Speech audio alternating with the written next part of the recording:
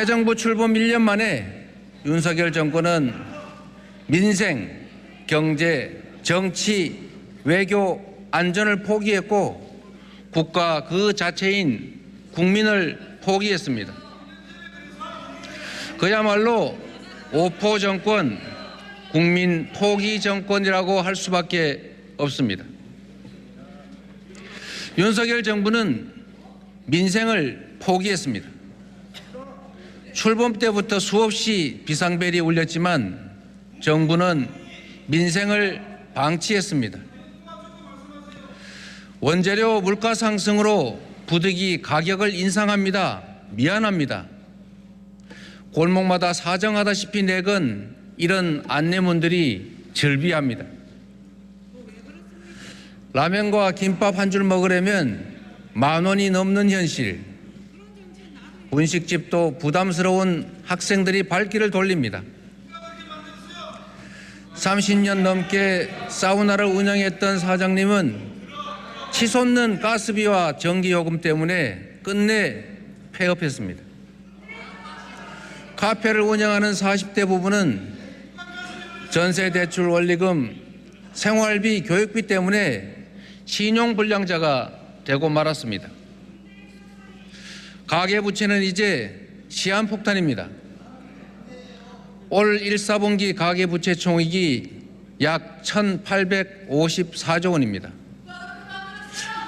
한국은 세계 34개 주요국 가운데 가계빚이 GDP를 넘는 유일한 나라입니다. 하지만 정부는 마른 수건 쥐어짜듯이 서민과 중산층을 쥐어짜면서 민생 고통을 가중시키고 있습니다. 코로나 시기에 서민 살림을 지원하고 골목 상권을 그나마 버티게 해준 지역 카페 예산 정부가 지금 전액 삭감하겠다고 합니다.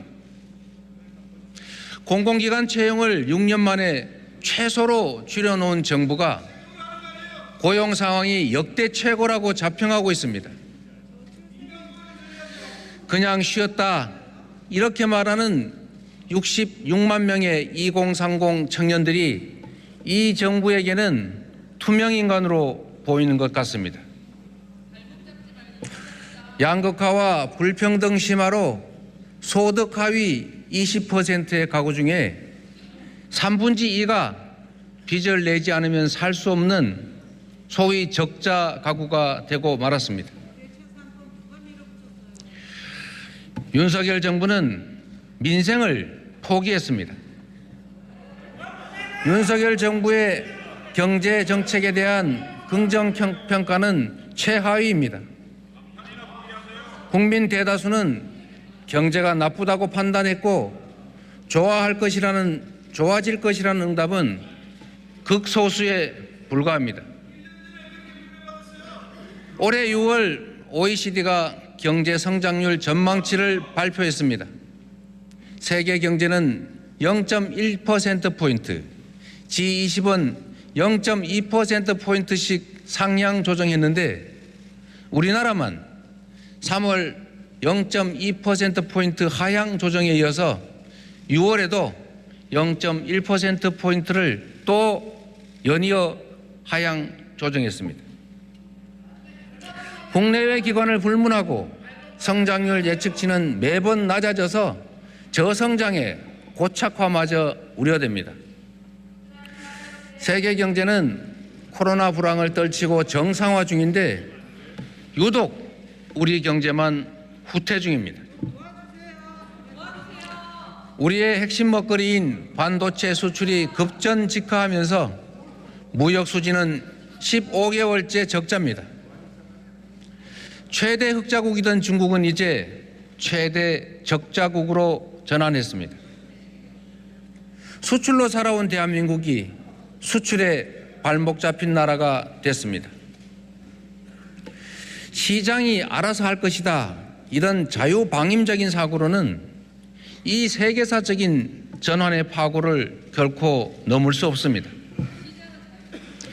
그런데도 정부는 구체적 대안도 없이 막연하게 내년이면 회복될 것이다 이렇게 주장합니다. 중국이 회복되면 우리 수출도 회복될 것이다 이렇게 말하는데 아쿠아일로인 대중관계 속에서 경제 회복 발판은 또 중국이다 이렇게 말하니 이해가 어렵습니다.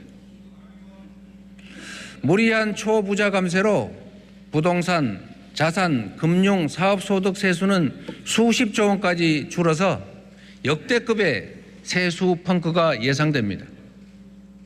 반면에 직장인들의 근로소득세는 올 4월까지 22조 8천억 원, 전년보다 오히려 1,000억의 세수가 늘었습니다. 유리지갑인 직장인과 서민들의 부담만 늘고 소득 재분배라는 조세 기능에 역행하고 양극화와 불평등은 더욱 심화되고 있습니다. 국민의 삶이 힘들고 경제가 어려워도 무대책이 대책이라는 정부로 인해서 우리는 경제는 날개 없이 추락 중입니다. 윤석열 정부는 정치 또한 포기했습니다. 지난 6월 10일 민주항쟁 기념식에 윤석열 정부는 불참했습니다. 국가기념일 지정 이후 처음 있는 일입니다. 제주 4.3 희생자 추념식도 불참했던 대통령은 공약했던 5.18 정신 헌법 전문 수록도 외면했습니다. 지난 1년 대통령은 야당과 한 번도 만나지 않았습니다. 대통령의 시행령 통치와 거부권에 막혀서 입법부가 제대로 작동할 수 없었습니다. 대법관 임명 과정에서 대법원의 독립성은 훼손됐습니다. 대통령은 자유민주주의를 외치지만 이 땅의 자유와 민주주의는 질식의 위험에 빠졌습니다.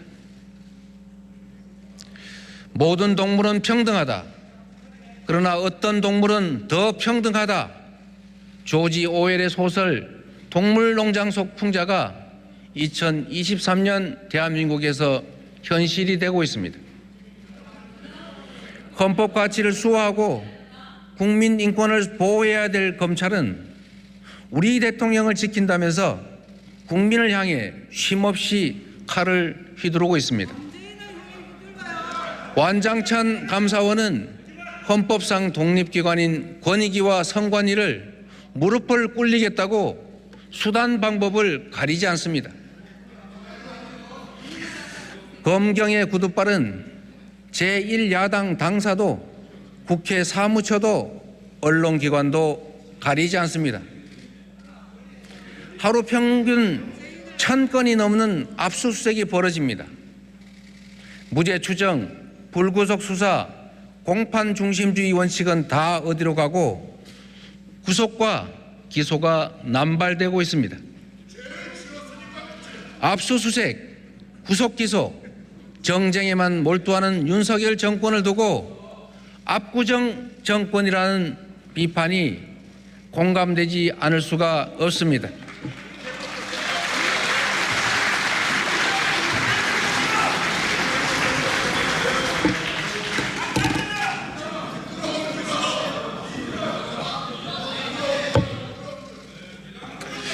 정부의 제1소명은 국민을 편안하게 하는 것인데 이 정권은 힘없는 국민들에게 매일같이 죄를 묻습니다.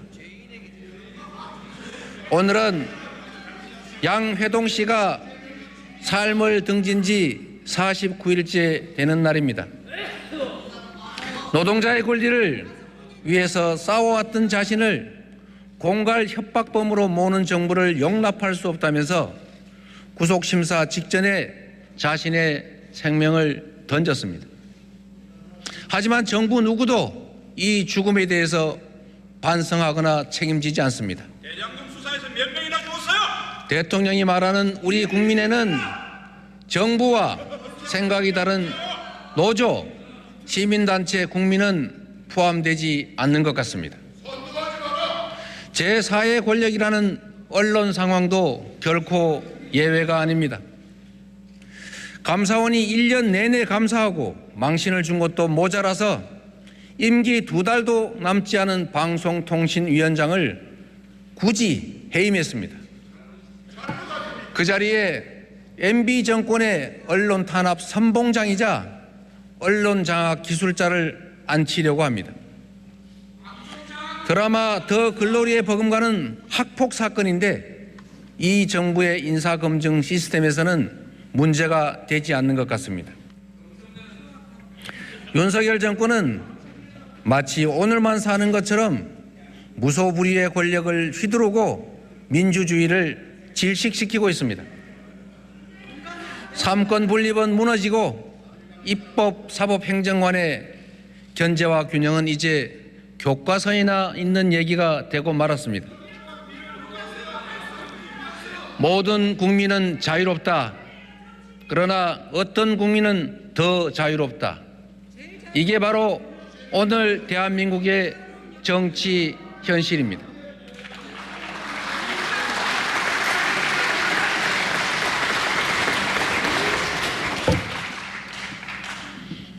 윤석열 정권은 외교마저 포기했습니다.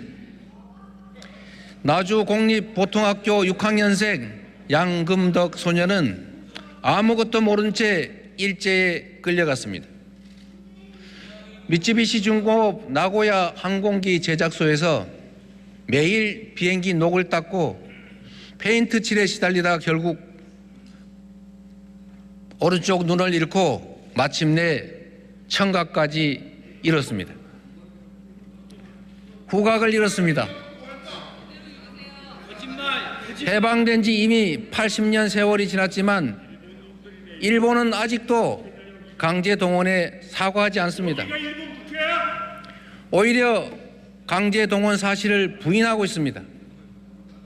그런데도 우리 정부는 제3자 변제를 내세워서 일본의 사과 기회마저 뺏어버렸습니다. 일방적 양보를 하면서 일본이 물잔의 나머지 반을 채울 것이라고 공언했지만 결과는 정반대였습니다. 일본의 잘못이 분명한 초계기 갈등마저 없던 일로 하면서 대체 우리는 무엇을 얻었습니까? 정부가 일방적 양보만을 담아서 내준 물컵을 이제 일본은 후쿠시마 오염수로 마저 채우려고 합니다.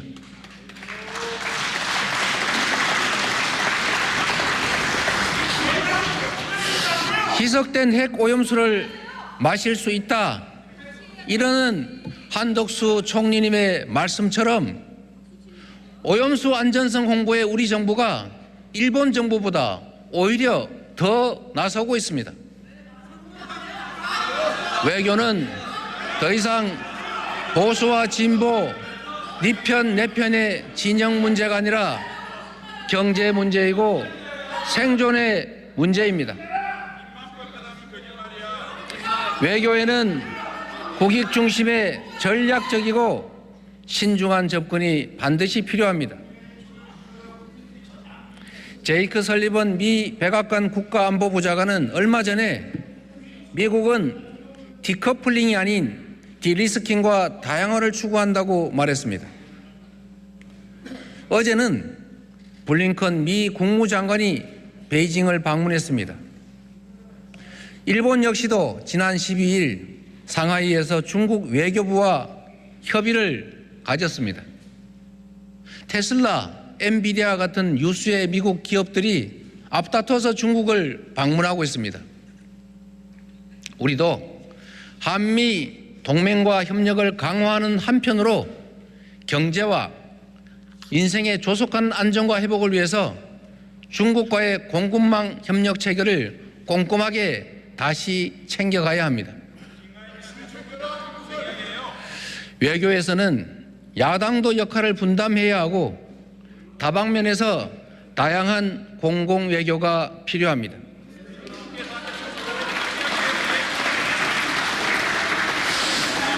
지난주에 민주당 민생경제위기대책위원회가 중국의 전국인민대표대회 외사위원회, 국제무역촉진회, 국무원 발전연구중심 등을 방문했습니다. 그리고 이 자리에서 중국 단체 관광 제한 완화, 한국 기업의 중국 진출입 시의 불평과 차별의 해소, 상호 관광과 비자 확대, 한류 등의 문화예술 규제 완화, 인적 교류 확대 등을 요청했습니다.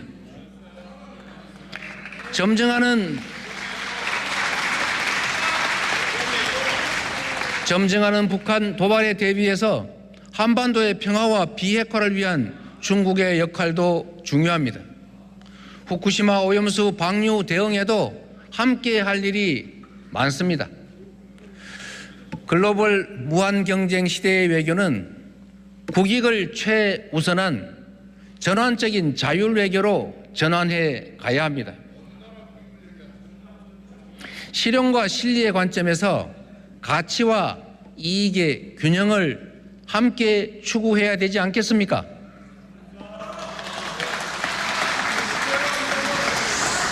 이념 중심, 진영 중심의 맹목적 편향 외교는 결코 답이 될 수 없습니다.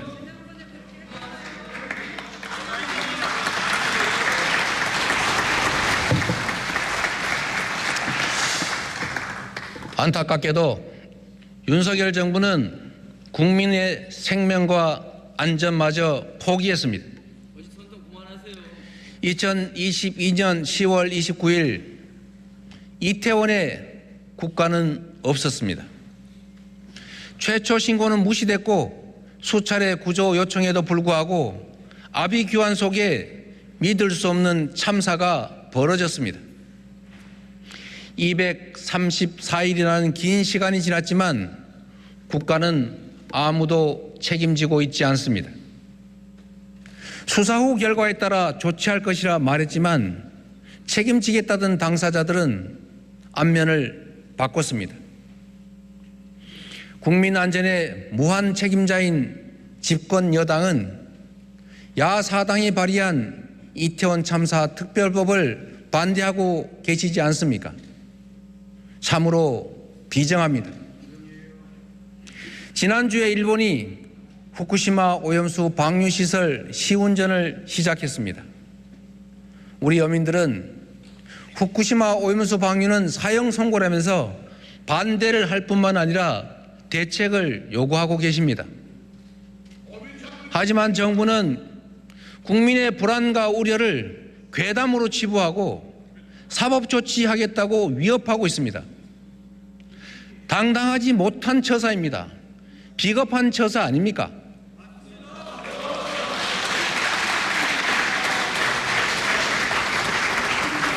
전문가들에 의하면 핵 오염수를 고체화한다는 등의 다른 선택지가 얼마든지 있는데도 일본 정부는 쉽고 비용이 적게 드는 방류를 굳이 고집하고 있습니다. 정부는 더 이상 일본 정부를 대신하는 것처럼 안전성만 강변하지 말고 주권 국가답게 방류를 막기 위한 실질 행동, 실천에 나서야 합니다. 다른 피해국처럼 반대 의사를 명백하게 발표해야 합니다. 피해국들과 연대해서 국제해양재판소에 제소하고 방류 금지 임시조치 요구해야 되지 않겠습니까?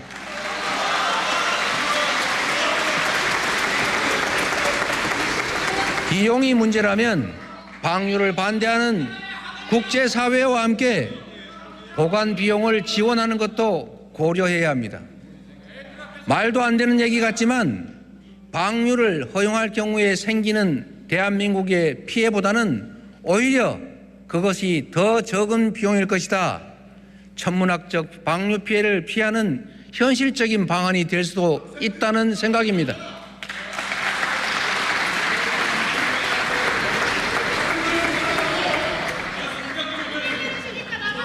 국민 여러분, 우리 민주당은 국민을 포기하지 않겠습니다. 민주당부터 할 수 있는 일을 하겠습니다. 첫 번째로 민생과 경제 회복을 위해서 35조 원 규모의 추경 편성을 추진하겠습니다.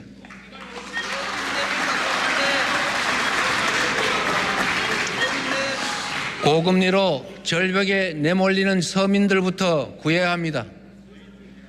금융 취약계층에 대한 긴급 생계비 대출, 중소기업 자영업자에 대한 이자와 고정비 지원에 약 12조 원 정도가 필요하다고 판단합니다. 치솟는 물가와 에너지 요금 부담에서 서민들을 보호해야 합니다.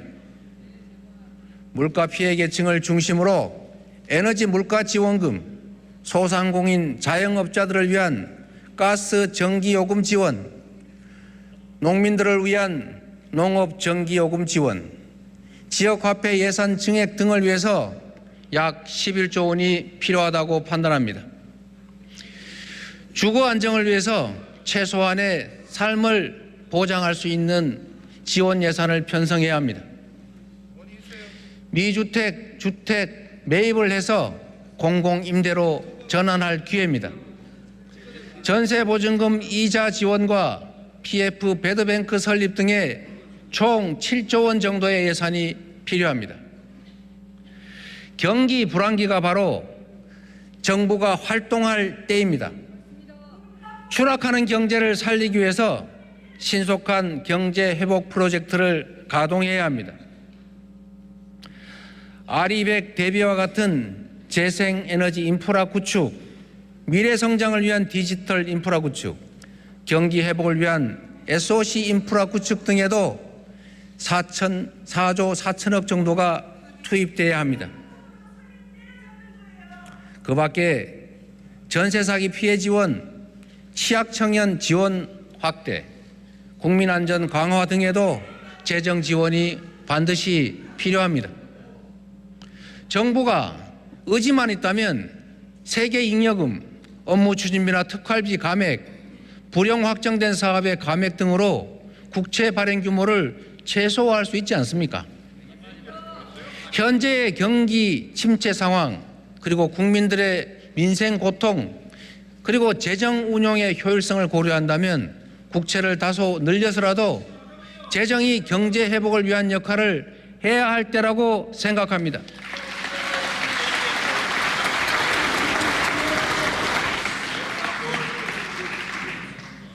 국민의힘 의원님 여러분, 비난만 하지 말고 제 말씀을 좀 들어보십시오. 21년 기준으로 우리나라 국가 부채 비율은 51%입니다. 선진국 평균으로 117.9%의 절반에도 미치지 않습니다.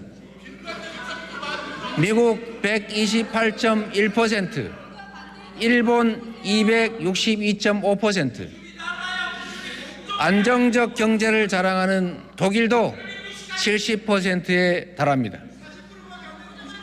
국가가 져야 될 빚을 국민이 대신 지는 이 대한민국의 이상한 현실은 결코 정의롭지 않습니다, 여러분.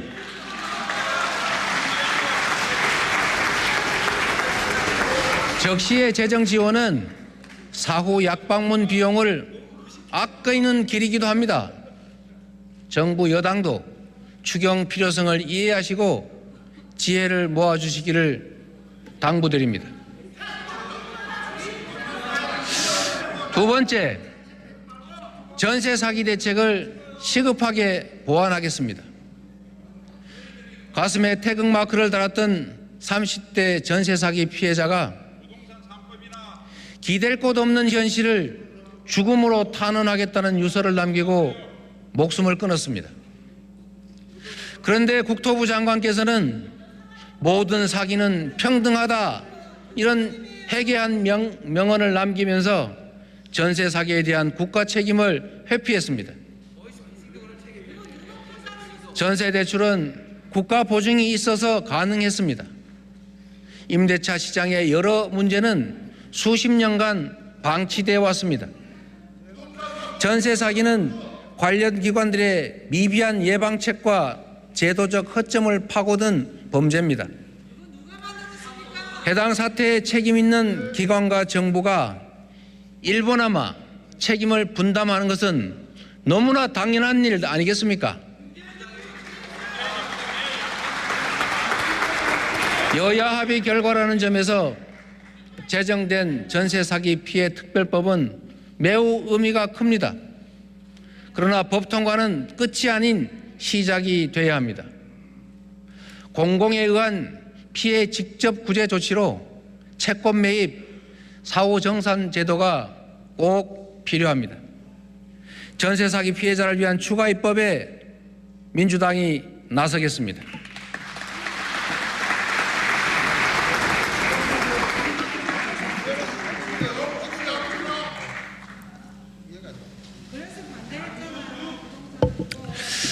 민주당은 미래를 준비하겠습니다. 세계사적 대전환의 위기를 기회로 바꾸어 가겠습니다. 그 첫 번째 방안으로 미래 산업 기반을 구축하겠습니다. 세계는 빠르게 변화하고 있습니다. 미국은 인플레이션 감축법으로, 유럽연합은 핵심 원자재법으로 자국 산업을 보호하고 있습니다. 유럽연합은 수입 제품의 탄소 배출량만큼 세금을 부과하는 탄소 국경 제도를 도입하기로 합의했습니다. 유수의 기업들도 ESG 경영과 재생에너지 사용 확대에 과감히 투자합니다.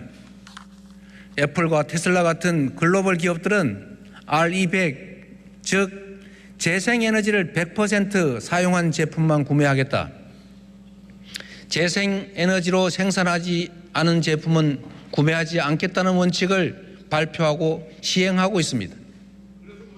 2030년까지 일본 재생에너지 목표는 38%인데도 이미 3년 전에 일본을 대표하는 기업 소니는 일본 내에 재생에너지 이용률이 낮아서 일본을 떠날 수밖에 없다고 선언하고 일본 정부의 재생에너지 생산 확대를 촉구했습니다.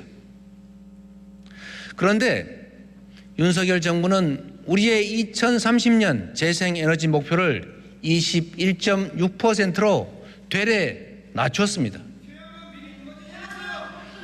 한국 기업들이 RE100에 참여하지 못할 경우에 2040년이면 자동차 15%, 반도체 30%, 디스플레이 40%처럼 핵심 산업들의 수출 감소가 예상되고 있습니다. RE100은 완고하고 높은 무역 장벽이 될 수밖에 없습니다. 수출 기업들은 재생에너지가 부족한 한국을 버리고 재생에너지가 풍부하고 값이 싼 나라로 생산시설을 옮길 수밖에 없는 현실 아닙니까, 여러분? 조만간에 일자리와 국내 총생산 그리고 국내 경제에 치명상을 입게 될 것입니다. 다급하게 된 정부가 아마도 원전을 염두에 두고 탄소 프리 100%, 소위 말하는 CF100 표준화를 들고 나왔습니다. 그런데 기업들은 냉소적 반응을 보이고 있습니다. 우리가 열심히 CF100 추진한다 해서 그거를 국제사회가 받아들일 리가 있겠습니까? 윤석열 정부가 확대 추진하는 원전, 국제사회에서 RE100의 재생에너지 재원으로 인정하지 않습니다. 유럽연합도 그린 텍소노미에서 원전을 엄격하게 규제하고 나섰습니다.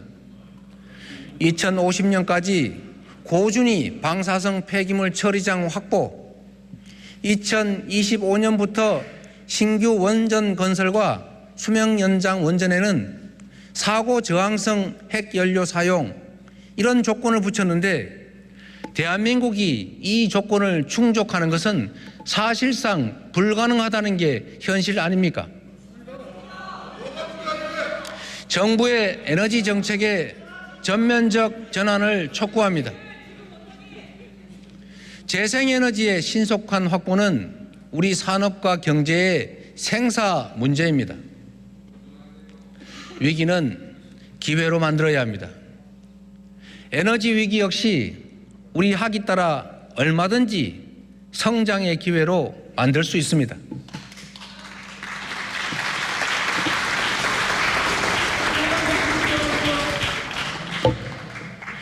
서남해안과 동해안을 중심으로 풍력, 태양광 등의 재생에너지 자원은 무궁무진합니다. 재생에너지의 수요도 폭발적일 만큼 풍부합니다. 기술 수준은 높고 유동성도 자본도 풍부합니다. 산업화 고속도로, 정부화 고속도로가 산업화 시대, 정보통신 시대의 성장을 이끌어왔듯이 신재생에너지 시대를 이끌 에너지 고속도로, 쉽게 말해서 전국적인 지능형 송배전망을 대규모로 건설해야 합니다.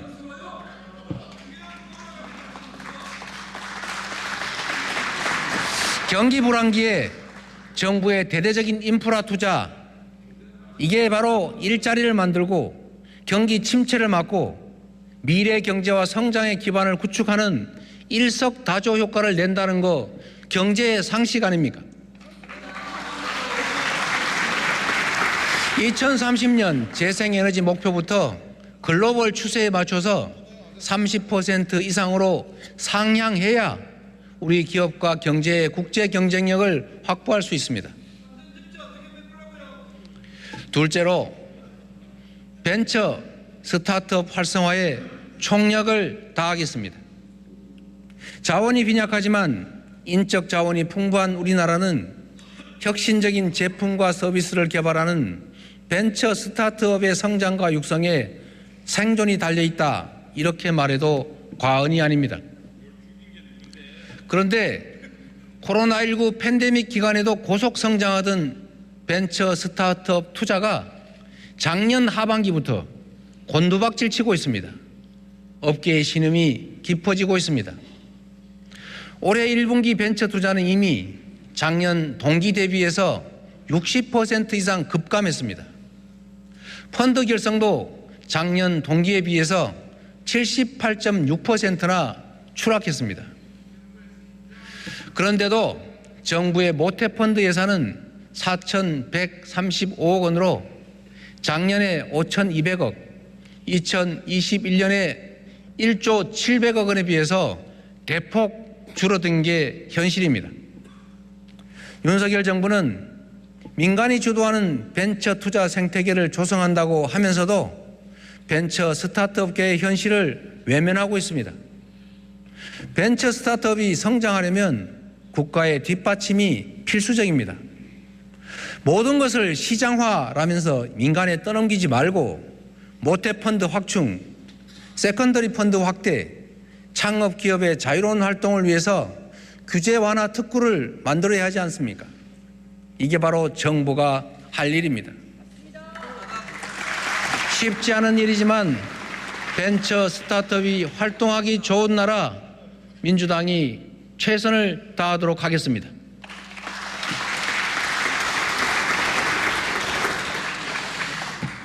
세 번째로 노동시간 단축을 통해서 혁신 경제가 가능한 경제 토양을 만들어 가겠습니다. 윤석열 정부의 주 69시간 연장 시도는 소모적 논란만 일으켰습니다. 불평등이 심각하고 사회 안전망이 부족한 이런 상황에서는 혁신적 경제 활동이 결코 쉽지 않습니다. 선진복지국가에서는 혁신 과정에서 일자리를 잃은 이들도 얼마든지 안정적으로 생활을 유지하고 신산업에서 일자리를 얻을 수 있습니다. OECD 평균보다 연간 노동시간이 무려 300시간이 더 많은 우리 현실에서는 창조적 파괴가 불가능합니다.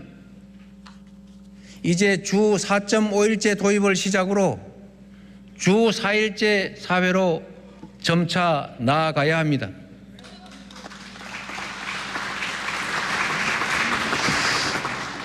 이미 유럽 여러 나라들은 주 4일제를 시행하고 있습니다.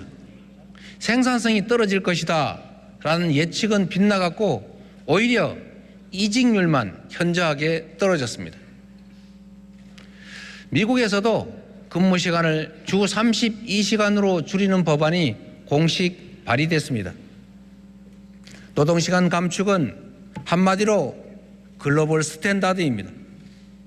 삼성전자도 최근 월 1회 주 4일제를 시행한다고 밝혔습니다.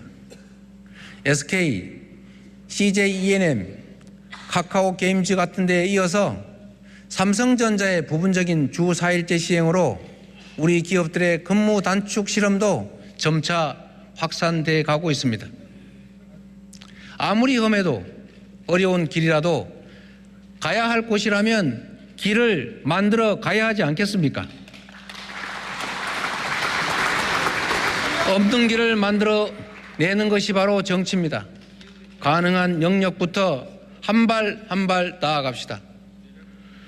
노동시간 단축으로 산업재해 같은 장시간 노동의 부작용을 줄이고 일과 삶이 조화되는 사회, 삶의 질과 효율성이 모두 높은 사회를 함께 만들어 갑시다.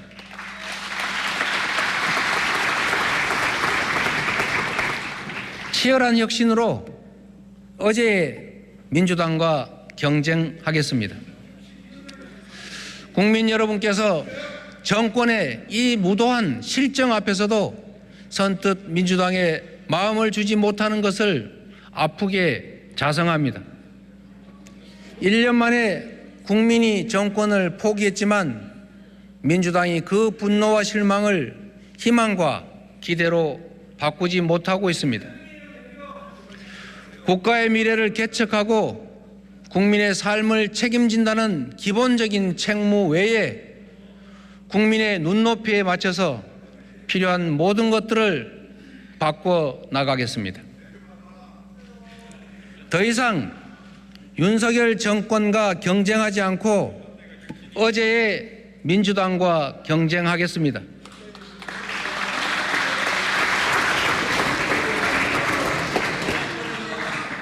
더 이상 국민의힘과 비교하지 않고 민심을 기준으로 삼겠습니다. 국민께서 민주당이 달라졌다 이렇게 느끼실 때까지 변화와 개혁을 멈추지 않겠습니다.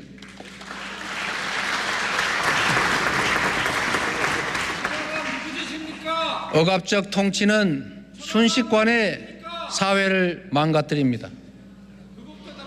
먹고 사는 문제 해결을 위해서 잘하기 경쟁을 해도 부족한데 정쟁에 몰입된 정부 여당이 야당 파괴와 정적 제거에만 혈안이다 보니 나라 살림이 제대로 될 리가 없지 않습니까? 취임 1년이 넘도록 검경을 총동원해서 없는 죄를 만드느라 관련자들 회유 협박에 국가 역량을 소진하고 있습니다. 국민들께서 이미 간파하고 계십니다. 자신들의 무능과 비리는 숨기고 오직 상대에게만 사정 콸라를 휘두르면서 방탄 프레임에 가두는 것이 바로 집권 여당의 유일한 전략입니다.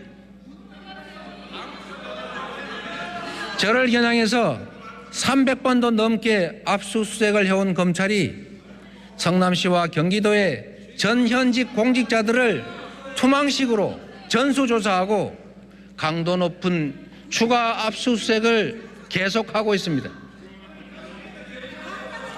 이재명을 다시 포트라인에 세우고 체포동의안으로 민주당의 갈등과 균열을 노리는 것인가 그렇게 생각합니다. 이제 그 빌미마저 주지 않겠습니다.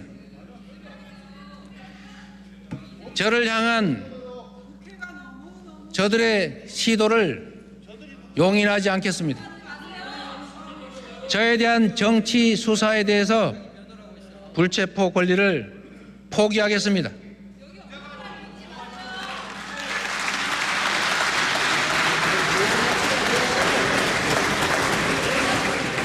지금까지 그랬던 것처럼 소환한다면 10번 아니라 100번이라도 응하겠습니다.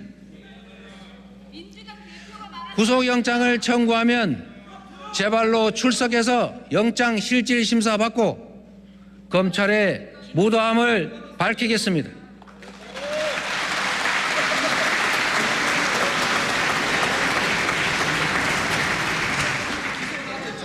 압수수색, 구속기소, 정쟁만 일삼는 무도한 압구정 정권의 그 실상을 국민들께 드러내겠습니다.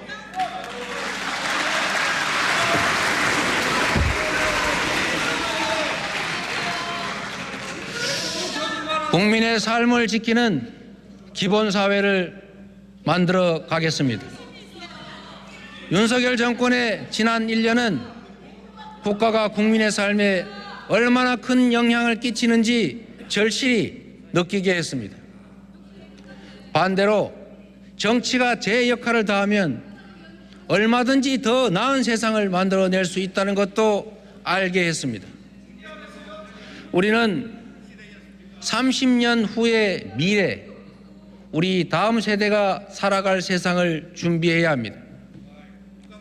각자 도생 사회를 최소한의 삶이 보장되는 복지 사회가 대체해 왔던 것처럼 이제 복지 사회를 넘어서서 기본적 삶이 보장되는 기본 사회로 나아가야 합니다.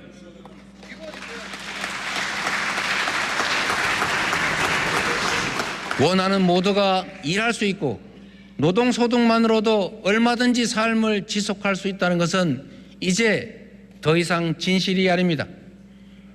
기술혁신과 4차 산업혁명의 이 거센 파고 앞에 노동이 생산의 주축이던 시대의 사회제도는 기술이 생산의 주축이 되는 세상에는 더 이상 유용하지가 않습니다.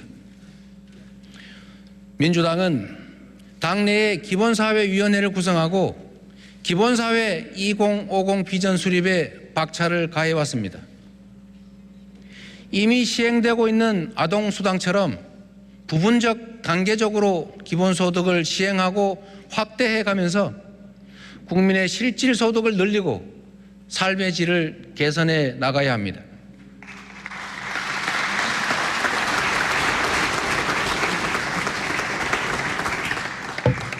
주거, 금융, 교육, 의료, 교통, 통신, 에너지 같은 국민의 다원적 욕구를 충족하는 보편적 기본 서비스를 통해서 국민의 삶에 대한 국가의 책임을 더 높여 나가야 합니다.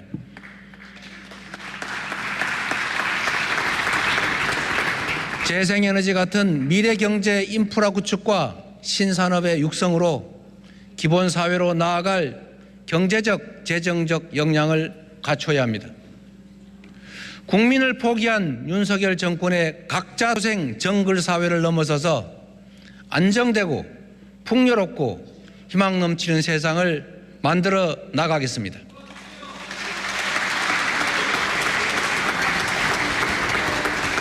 함께 잘 사는 세상을 만드는 우리 모두의 꿈 포기하지 않겠습니다. 지난 1년간의 좌절과 절망을 딛고 국민과 함께 일어나겠습니다. 희망의 원천을 만들어서 30년 미래를 준비해 가겠습니다.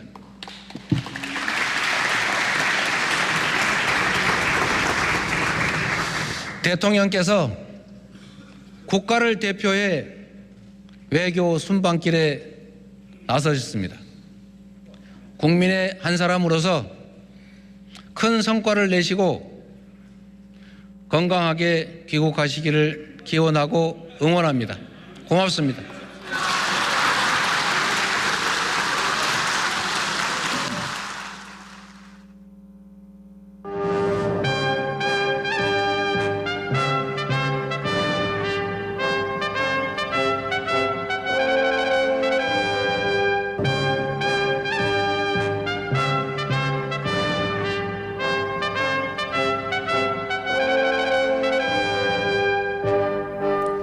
지금까지 국회 교섭단체 대표연설을 1TV와 동시에 들으셨습니다.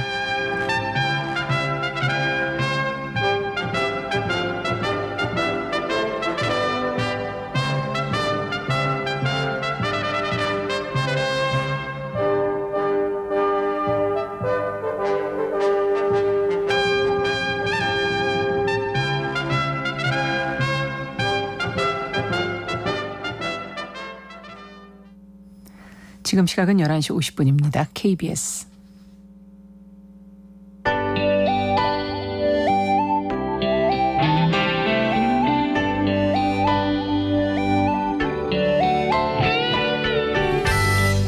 여행기 구석구석 코리아. 안녕하세요. 여행작가 송일봉입니다. 5분 여행기 구석구석 코리아. 오늘은 강원도 광릉시에서 열리는 강릉 단오제에 대해 소개하겠습니다. 2023년 6월 22일은 음력으로 5월 5일, 즉 단오날입니다. 예전에는 단오날이 되면 여자들은 창포물에 머리를 감고 남자들은 씨름을 했다고 하는데요. 지금은 이런 모습을 거의 찾아볼 수 없습니다. 하지만 강원도 강릉에서는 예전 모습 그대로 강릉 단오제를 개최하고 있습니다. 올해는 이미 지난 5월 24일에 시작되었고요. 오는 6월 25일까지 열릴 예정입니다. 강릉 단오제의 전체 일정 가운데 일반인들에게 공개되는 본행사 기간은 6월 18일부터 6월 25일까지입니다. 강릉 단오제는 음력 4월 5일에 신주를 빚는 것을 시작으로 한 달가량 이어지는 축제인데요. 강릉 시민들이 함께 준비하고 참여하는 축제라는데 큰 의미가 있습니다. 예를 들면 신주를 빚는 데는 신주미 봉정이라는 이름으로 강릉 시민들이 기부한 쌀을 사용하는데요. 신주를 빚고 남은 쌀로는 수리치떡을 만들어서 강릉 단오제에 참석한 사람들에게 무료로 제공하고 있습니다. 강릉 단오제는 세계적으로도 그 가치를 인정받은 유명한 축제입니다. 단오절기는 본격적인 더위가 시작되는 시기라서 예전에는 단오선이라고 불리는 부채를 선물하는 풍습이 있었고요. 임금도 단오날이 되면 신하들에게 부채를 하사했다고 합니다. 이처럼 유서가 깊은 강릉 단오제 풍습은 지난 2005년에 유네스코가 지정하는 인류 무형문화유산에 등재되기도 했습니다. 외지 사람들, 특히 외국인들에게 인기가 많은 강릉 단오제 본행사는 지난 몇 년 동안 온라인 단오제로 열렸습니다. 하지만 올해는 예전처럼 신명나는 축제로 열리고 있습니다. 따라서 신주 빚기와 대관령 산신제도 예정대로 진행되었고요. 강릉 단오제의 백미라 할 수 있는 단오굿 역시 많은 관객들 앞에서 매일 펼쳐지고 있습니다. 강릉 단오제에서는 무원 가면곡인 관노 가면곡 공연도 볼 수 있습니다. 강릉 단오제 기간 동안 펼쳐지는 난장 역시 사람들을 단오장으로 끌어들이는 중요한 매개체 역할을 하고 있습니다. 강릉 단오제가 오늘날까지 유지된 이유 가운데 하나가 바로 난장이라고 얘기하는 학자도 있을 정도입니다. 따라서 강릉 단오제 난장은 우리나라에서 열리는 가장 큰 장터이기도 합니다. 8일 동안 열리는 장터에 전국 곳곳에서 수많은 장사꾼들이 모여들 정도로 성실을 이루기 때문입니다. 강릉 단오제 난장은 여느 닷새장처럼 정기적으로 열리는 장이 아닙니다. 1년에 한 번 모내기를 끝낸 농한기에 한시적으로 열리는 장입니다.